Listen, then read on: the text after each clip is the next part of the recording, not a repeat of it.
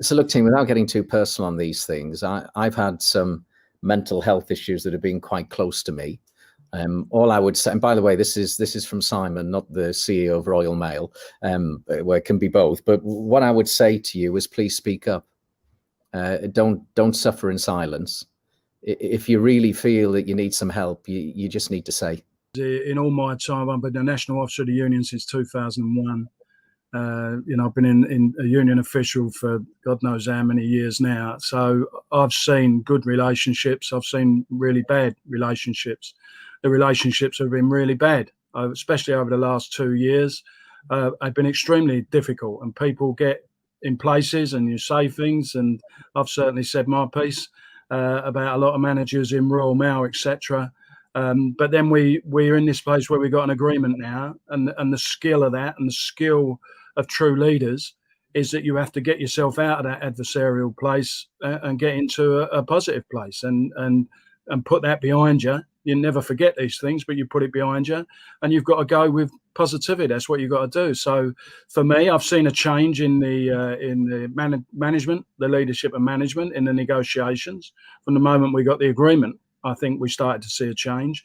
But the real test of people, and I'll be honest with you, whether they're going to do well going forward, will be people who can embrace doing things differently, who can genuinely look at things in a mutual interest way, who can treat people with respect, and who can build trust right the way through the organisation and through the union, through Royal Mail Group. And most importantly to us is down there in the workplace, where in the last 12 months, people have absolutely proven that, give them the opportunity to work together and come up with solutions, even though it's been so difficult and there would have been strained relationships and pressure to try and get things done, we have still delivered as far as the nation's concerned. So, and in lots of places, and we've done Q&As, smaller Q&As, Simon and I, around the country, and people have felt that it's helped build relationships. So it's really those who want to get on board, they'll be fine. If people are just acting, they're going to get found out. They will get caught out, and I'm pretty sure that means they won't succeed in Royal Mail going forward.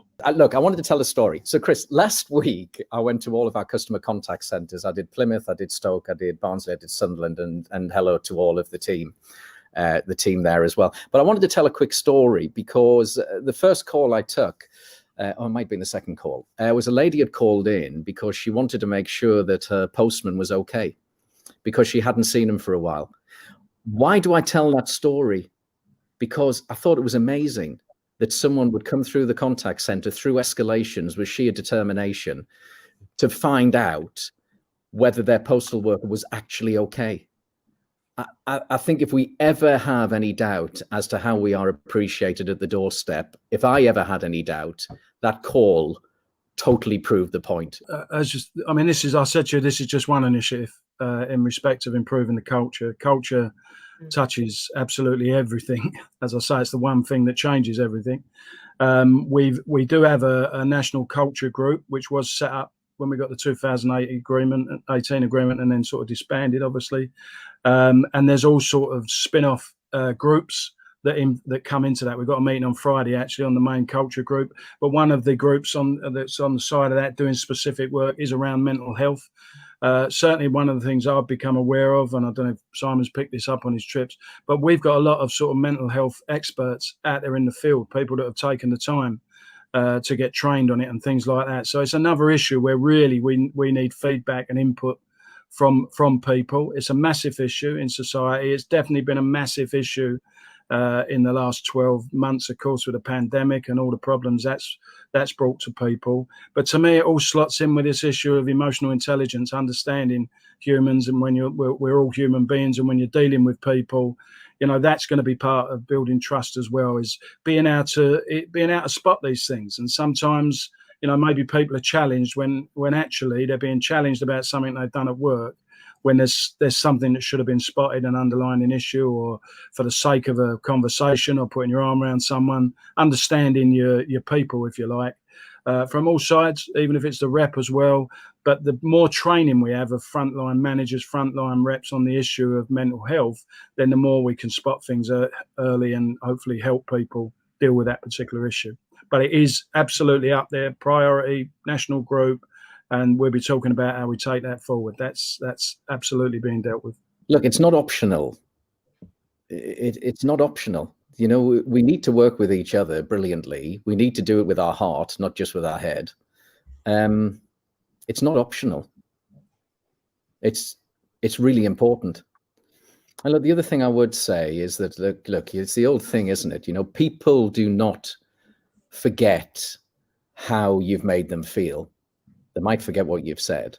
And I do acknowledge that there is some scar tissue around the place. You know, I think the atmosphere over the last period of time has probably not been the best. And I'm sure some of us have said some things to each other that we might regret and are probably not terribly being forgotten. But we need to acknowledge that. We need to acknowledge it takes a period of time for that repair to come. But you know, it's just not optional. Terry mentioned, Terry and I have been doing some listening groups recently, and one of the things that we hear totally consistently is that during the pandemic, we have actually found a way to work together, everybody, in an absolutely brilliant way against some extraordinary circumstances, and we just need to keep that going. And when I go out and about, and I'm out and about a lot, I have to say that I think people are relieved that we've got this agreement in many cases. Personally, I'm really excited about it, but I understand there's a lot of people are relieved. And I think we're now starting to get some momentum.